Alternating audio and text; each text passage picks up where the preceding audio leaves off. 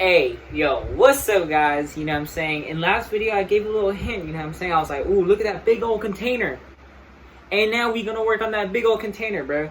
We about to make the most fire dubia roach colony you ever seen. I'm gonna show you guys how to do it and all that stuff, bro. You could even make money off dubia roaches. If you just get a big container or a few big containers, you know what I'm saying? Pick up a few pairs of adults. Like, let's say you get like 3 different pairs of adults from 3 different dealers. Then you have a huge gene pool of dubia roaches. Mix them up and wait like literally like 5 months. Your colony will be booming, bro. And then you undersell like everyone else around you. Money, bro. Money for reptiles. So yeah, I'm gonna show you guys pretty much how to make a dubia roach colony. You could either copy my plan exactly, or you could switch it up a little for whatever works best for you. So let's get into it. First things first, obviously you're gonna need a container. Alright, and then X-Acto knife, box cutter, and then some of this stuff. This is screen. And honestly, you don't even really need screen.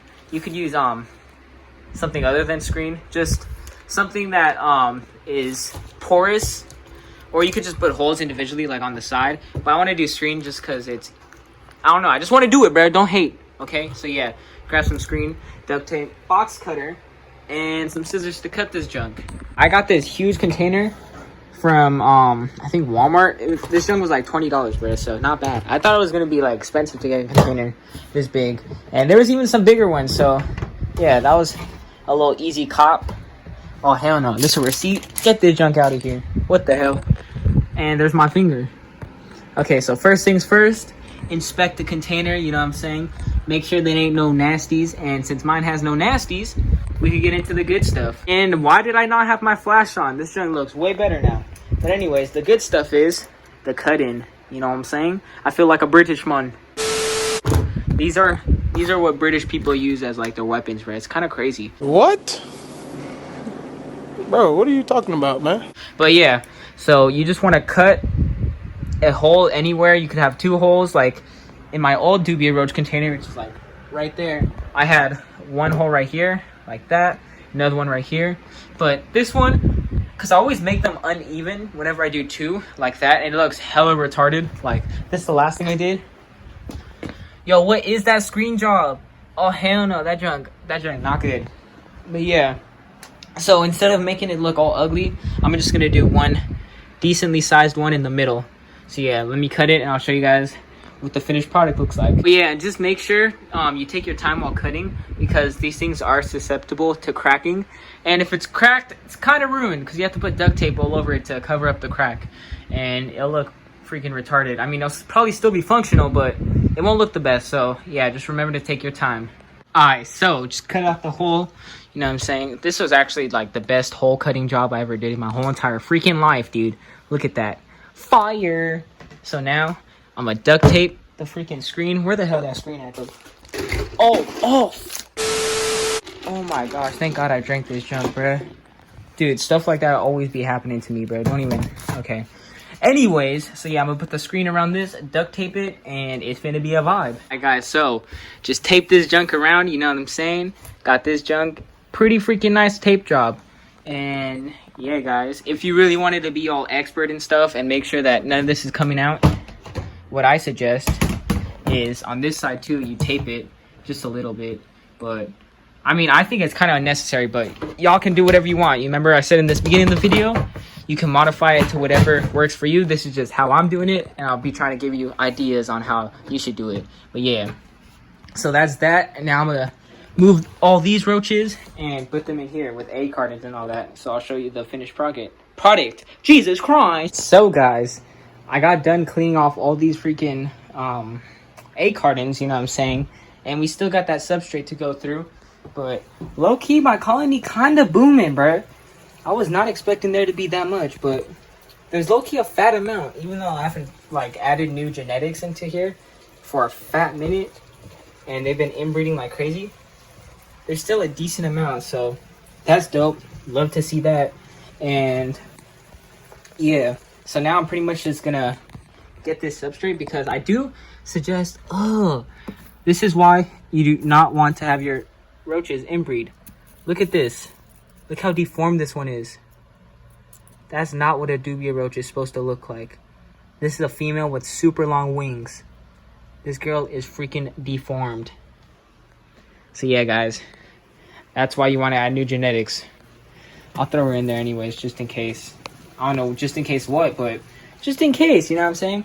But yeah, I do suggest you have Substrate, because all the little babies, which are called nymphs, the baby roaches, they love, and when I mean love, I mean they love to burrow into this Substrate, because it makes them feel more secure. So yeah, do suggest, like, you could see me just digging around. There's baby dubia roaches just popping out. And I do also have these worms, and those are the larva stage of these little beetles that eat flesh and decaying bugs, animals, all that, and it just pretty much keeps your colony clean. I forgot what they're called, but yeah, if you could get some of those, I suggest that you keep them in there. Like, the way I got these, I didn't even pay for them, bro. They would just come into, like, the Substrate or whatever of, like, when I would buy superworms from Petco. So yeah, sometimes you might get lucky and buy some of those, because I heard they are pretty expensive. So I would just throw them in here, and it's like their own little colony. They eat the dying dubia roaches, and that's pretty much it. They won't harm the living ones. Like, they won't kill a living dubia roach. They'll just eat the carcasses of the ones that are dying. So yeah, they are a good thing to have around. Oh crap. This freaking heat pad got stuck under me. But yeah, guys, I'm gonna go sort through all this. So guys, I got the Substrate all clean, and usually if like you're redoing a enclosure like me, you should probably like change out the Substrate. But since I have all these beetles in there and stuff, I'm pretty good with like not changing out the Substrate. I'm also Mr. Save Your Money, bro. Like, I ain't trying to pay for more Substrate, and I don't want to use Equal Earth. So this like mix of like sanitized dirt and what is even this? Like, what is this, bro? I forgot what it's called, but like snake bedding. I don't know the exact word, but yeah, this mixture is like hella good for these dubia roaches. So yeah, let me pour this in real quick. Let's see if I can do this on camera. I'm just gonna, you know what? I'm not gonna do this on camera, so I'll show you guys that junk done. I poured out all this Substrate, and as you can see, the roaches are trying to burrow in that junk hella fast. So I'm just gonna spread this out, you know what I'm saying? Got this little stick, which is perfect for spreading. And I'm gonna try something different. So I'm gonna actually have Substrate like on half of the enclosure, so that the other half, this is where like the water and food is, so it'll be more accessible to me, if that makes sense. So I'm gonna try something like that. And now, this is the most important part, getting all this egg carton stuff down. What I'm gonna do beforehand. So I'm gonna get all these small ones. I have a bunch that are like cut up and stuff, and I suggest you have a few that are cut up also, and you put them on the bottom, just so there's this one layer for like the babies to deal with more, you know what I'm saying? Like, this is for more of the little nymphs, you know what I'm saying? So yeah, do that, add those, and then once you get all that done, get either some of these or just normal egg cartons, place them stacked on top of each other. And you don't want to stack it too high, because if it's too high, there's a risk of them being able to climb out, because they can climb this like decently high, but not all the way high. And when I first started to make a dubia roach colony, all the little babies would be climbing out, so I was losing pretty much production out of my colony. I could have been making way more dubia roaches than I was, just because they were climbing out, and then they would come into my house and die almost instantly, because as you know, dubia roaches cannot live in houses. Like, they just need the completely right circumstances to infest a house, and that's like pretty much never gonna happen. That's why they're not a pest species of roach. But yeah, so add that junk. I would say, like, since my container is this high, like add it tops this high of like egg cartons and stuff. And then once all that is done, yeah, you're pretty much done, and you just need to add like the food dish and stuff, and I'll show you guys how to set that up. But yeah, let me finish up on these egg cartons and all that good stuff, and we'll get to the end of the video.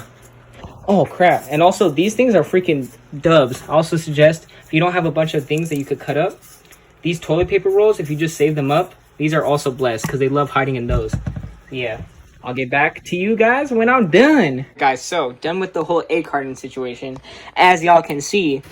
And yeah, I pretty much stacked them up hella, you know what I'm saying? Let me show you guys what's going on this side.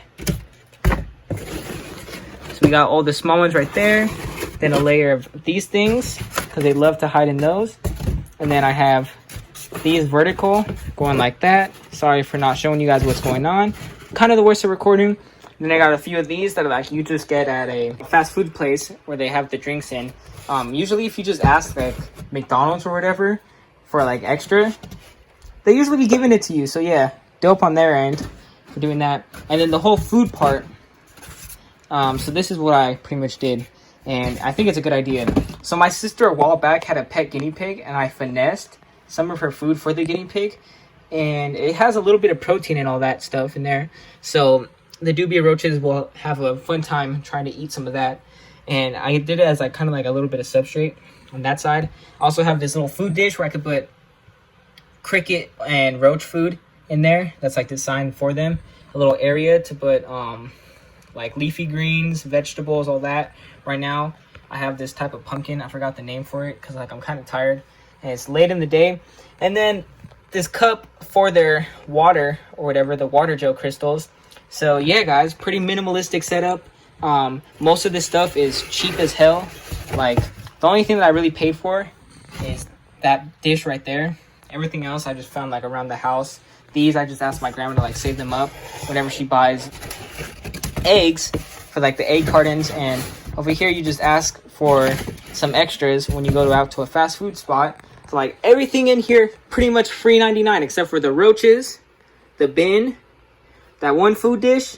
And if you want to get your own cricket food, that's a little like expensive or cheap depending on where you get it from.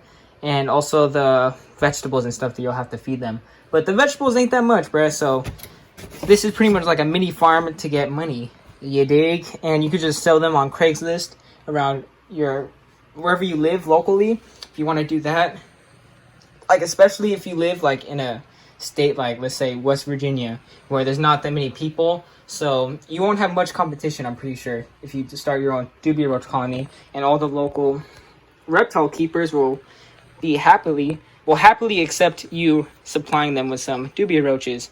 So yeah, guys, hope you enjoyed this video. Hope it was helpful. You know what I'm saying, best YouTuber out here, Christopher Lopez, aka Westside Reptiles, aka if you subscribe to this channel, you could become a full-time gangster, bro. Full-time gangster.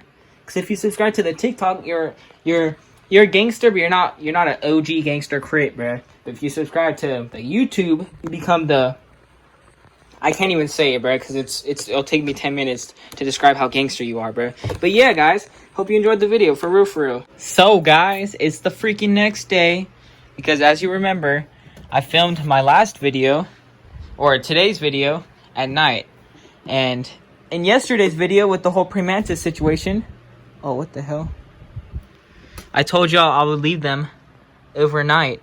And yeah, I did that, and they seem to both be alive, chilling. So yeah, guys, who knows if they freaking mated? I have literally no idea. And honestly, I couldn't even tell you if they did or didn't. So at least she didn't freaking cannibalize and eat the hummy. And also I got a comment of someone saying that they might not even be the same species. So yeah, that just shows how much I don't know what the hell I'm actually doing. This was my first time trying to pair Premantises, and yeah, they might not even be the same species. I know for a fact that this is a California mantis, and I was almost 100% sure that this was a California mantis too, a female. But I got a comment saying that it might be a European mantis, so I have no idea. But yeah, so I'm gonna put you back in, girl. Come on. Okay. And put the lid on, and let me show you the final product. I mean, I already showed you the final product of the dubia roach colony, but let me show you where I'm keeping it and stuff. I'm outside in my backyard, and because I got that Cali weather, you know what I'm saying, sunny as hell, hot as hell every single day, I can keep my dubia roaches outside, and I don't have to use a heat pack or a heat pad because it's already super hot outside just in the shade. So yeah, that's cool. Oh, let's see where these guys are at. Yeah, so they're active. It's hot enough for them to get to breeding and all that. So that's really good, guys. I'll make an update video in about probably like a month or two, show you how much the colony has grown or whatever. Or I'm also gonna order some online or maybe buy some from like a Craigslist dealer. I don't know, so I'll make a video definitely on that when I get a bunch of dubia roaches. So yeah, guys, that's how you make a dubia roach colony. If you live in Cali, I suggest you put it outside because you don't have to pay for heating with like a heat mat and all that. And yeah. Alright guys, so that's the end of today's video. And don't ask why I'm in this type of shirt because I hate doing laundry. I really do hate doing laundry. Doing laundry? Oh hell no, I'm illiterate. But yeah guys, I hope this was helpful in any which way. You know what I'm saying? Get that dubia roach colony started so you can start making that profit to get some reptiles. You know what I'm saying? So yeah guys, I'll see you on the next one. Late!